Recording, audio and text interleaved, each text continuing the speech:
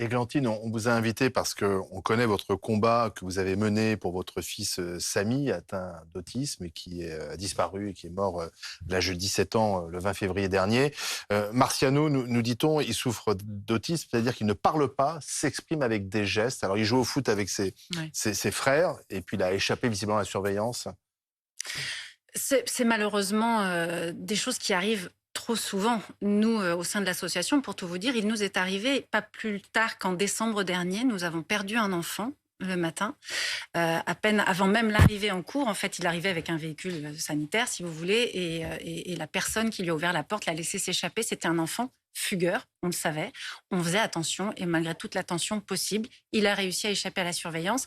Nous avons eu à peu près 17 heures d'angoisse terrible où tout le monde est allé le chercher et c'était un enfant non-verbal aussi. Beaucoup d'autistes. Et ça Il a s'est été bien fini. retrouvé, oui. On l'a retrouvé. Ça s'est bien terminé, mais au prix d'angoisse évidemment terrible pour tout le monde, pour les parents. Et je suis mais vraiment de tout cœur avec les parents de Marciano qui doivent vivre en ce moment des heures terribles. C'est Est-ce qu'on peut leur donner des espaces de liberté quand même à ces enfants Bien sûr, et il faut, sauf que il faudrait effectivement qu'on trouve un moyen parce qu'il y en a. Marciano aime se cacher. Celui que nous avions perdu aime particulièrement le métro. On a fini par le retrouver dans un métro, mais à des kilomètres et des kilomètres de l'endroit où nous étions. Et il était, voilà, lui, le métro le fascine. S'est mis dans un coin et il regardait les trams passer et il était ravi. Il faut leur laisser de la liberté, mais il faut trouver des moyens de surveillance. Et le problème, c'est qu'on n'en a pas facilement. On a songé, par exemple, à mettre des montres GPS, mais tous les autistes ne supportent pas d'avoir une montre Combien d'enfants attachée autistes en France aujourd'hui? de personnes autistes, on doit être à 600, 700 000. Et d'autistes sévères qui auraient besoin de ce GPS, on peut le chiffrer aujourd'hui? Non, je ne peux pas vous donner de chiffres précis, mais on dit en général que la moitié des autistes sont des autistes avec des déficiences, ou en tout cas avec un lourd handicap qui ne leur permet pas d'être totalement autonomes et qui ont besoin d'accompagnement. Après, ils ont tous des troubles différents. Heureusement que tous les autistes ne sont pas fugueurs ou cacheurs, mais ça arrive, et ça arrive régulièrement, et c'est des angoisses terribles, et on n'a pas encore aujourd'hui la solution. Simplement, concernant le petit Marciano, il y a un numéro de téléphone Et qui on est l'a à montré, disposition. Voilà. C'est toujours bon de remontrer le 05 49 L'appel à 28 témoins. 72 00. Vous continuez le combat Oui. malgré la disparition de votre fils? Ben, c'est nécessaire. C'est nécessaire de continuer? C'est nécessaire de continuer, je pense, il y a beaucoup de familles qui sont dans des états difficiles, dans des situations très, très compliquées. C'est nécessaire pour moi, pour donner aussi un sens à tout ça. Ça vous permet de tenir aussi? Oui, je pense, oui. Parce que vous avez communiqué sur les réseaux sociaux, vous n'en avez pas parlé publiquement à la télévision? Non. Mais voilà, Présent. l'histoire de mon fils, elle est tragique. Je n'avais pas prévu, et je tiens à préciser que c'est pas parce qu'on est autiste qu'on décède à 17 ans, ça n'a rien à voir. Qu'est-ce qui a provoqué la mort de votre fils? Il a fait un trouble très particulier, un accident vasculaire dans la moelle épinière. Qui n'est pas forcément lié à l'autisme? Pas du tout. Pas du tout. Non, non. Rien à Il était voir. lourdement handicapé et autiste. Oui. C'est ça, hein, il y avait les Oui. deux choses. Il était épileptique aussi, et il avait des troubles. Donc ça n'a rien à voir avec l'autisme, son décès. Donc ça, je tiens à rassurer les parents. Après, comme tous les enfants autistes sévères, non-verbaux, qui ont beaucoup de difficultés à s'exprimer et beaucoup de troubles sensoriels, c'est d'énormes difficultés de communication et de compréhension. Donc c'est vrai que parfois, au niveau des soins médicaux, on peut arriver un peu tardivement. Et on peut avoir des enfants et des adultes autistes qui souffrent trop longtemps avant qu'un médecin accepte aussi de les regarder, de les soigner, et qu'on comprenne la maladie. C'est un handicap qui est très difficile à gérer. Vous avez vécu 17 ans avec lui. On a suivi en quelque sorte une partie de cette vie que vous aviez avec votre fils, avec vos témoignages, ce livre, ce documentaire. Quel message vous pourriez faire passer aux parents aujourd'hui, forts de cette expérience qui malheureusement s'est terminée dans la douleur? Ça, c'est une question très difficile. En tant que mère d'un enfant handicapé, et je me sens toujours mère d'un enfant handicapé aujourd'hui, j'avais des moments magnifiques avec mon fils. L'espoir qu'avec tout ce qu'on mettait en place autour de lui, les jours meilleurs allaient venir. Et je pense que c'est l'espoir qu'ont toutes les familles.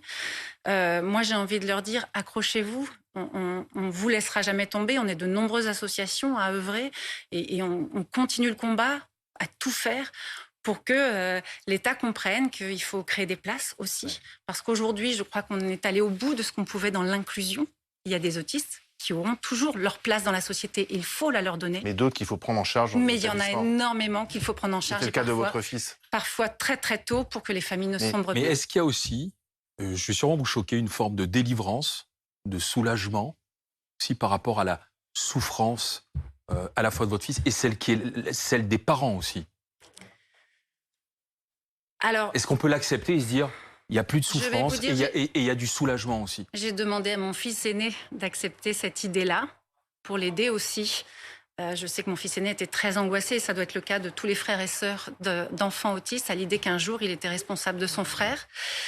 Et je lui ai dit, autorise-toi aussi des sentiments ambivalents et te dire qu'il y a une part en toi qui est soulagée. Moi, en tant que maman, c'est plus difficile parce que c'est mon bébé et que je le connaissais suffisamment bien pour savoir les moments de bonheur qu'il pouvait avoir et que je lui donnais, que d'autres lui donnaient.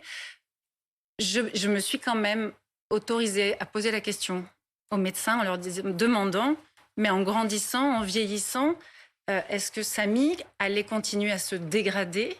Est-ce que les choses seraient devenues de plus en plus difficiles? On me l'a confirmé que dans cet état de handicap, ça c'est physiquement, en tout cas, le corps s'use, le corps fatigue et que c'était pas simple. Et c'est vrai que je pense qu'une part de moi s'accroche à cette idée que peut-être, effectivement, il ne souffrira plus jamais. Et donc, il faut que vous vous autorisiez vous-même aussi cette forme d'apaisement, de soulagement, parce qu'il y a beaucoup de culpabilité chez les parents. Quels sont les parents qui, de toute façon, ne se sentent pas coupables, alors quand en plus vous avez un enfant qui va pas bien et qui ne dépend que de vous? Parce que c'est aussi ça, être parent d'un enfant autiste, c'est qu'il n'y a pas encore assez d'aide et donc tout dépend de vous. Alors forcément, les sentiments... Pourquoi ça met du temps à se mettre en place, ces aides, malgré des cas médiatisés depuis ces années, le fait qu'on en parle de manière ouverte aujourd'hui? D'abord parce que ça coûte de l'argent, et pourtant le handicap est un poste où il y a beaucoup d'argent au niveau de l'État, mais qui a pas toujours été, qui est donné à certains endroits, qu'il faudrait retirer pour mettre dans de nouvelles prises en charge plus modernes et dont on a vu aujourd'hui que ça faisait des preuves, mais c'est très difficile de retirer aux uns pour donner aux autres. Voilà, je pense que c'est une des raisons principales. Et puis l'autisme est quelque chose qu'on a tardé à comprendre. Vous avez autant d'autisme que d'autistes, ça rend le problème très compliqué.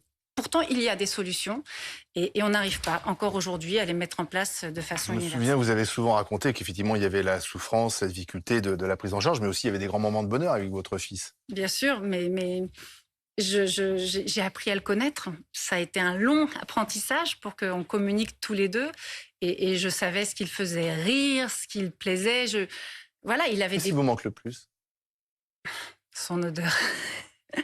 Son odeur et son contact? Bien sûr, moi je suis une maman très tactile.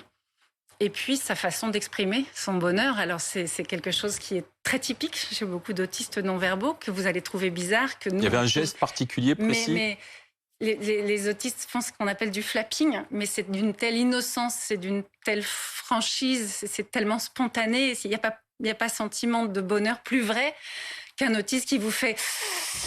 Et c'était magnifique de le voir faire ça. Quand il faisait ça, on savait qu'on avait tout gagné, qu'il était tellement bien à ce moment-là. Écoutez, merci d'être venu en parler de manière franche, comme vous l'avez fait. Et ça va sûrement aider beaucoup de gens aussi qui vous ont regardé. Ouais, et toutes mes pensées pour Marciano, et je garde l'espoir. Et si à l'avenir, vous voyez un enfant tout seul quelque part, c'est pas possible qu'on n'ait pas la réaction d'aller voir. Et je sais que s'il ne vous répond pas, parce qu'il n'est pas verbal, assurez-vous qu'il soit en sécurité et appelez quelqu'un, quoi. En fait, assurez-vous surtout qu'il ne se met pas en danger. Merci. Merci, Églantine Émeillé.